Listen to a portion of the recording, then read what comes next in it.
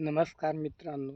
आज संपूर्ण भारतभर म्हणजेच इतर देशामध्ये युद्ध चालू आहे आणि त्या युद्धामुळे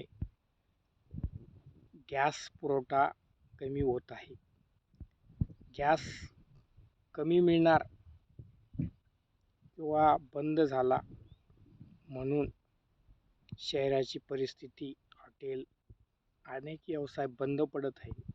पर ग्रामीण खेड्याकडे चूल पेटवून शेतकरी आणि ग्रामीण खेड्यातील व्यक्ती 2 टायमाचं अन्न खाऊन जगतोय. म्हणून म्हणतोय, गॅस बंद पडला काय किंवा भारत देश बंद पडला तरी आमची शेतकऱ्याची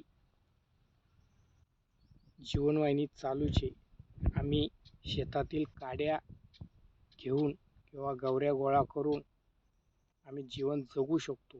त्यामुळे ध्यानात ठेवा, ग्रामीण खेड्यातील लोकांना शेतकऱ्याला कधी नावं ठेवू नका. शेतकऱ्याने जर तुमच्याकडे काही मागणी केली असेल तर ती सार्थपणे साथ देऊन पूर्ण करा.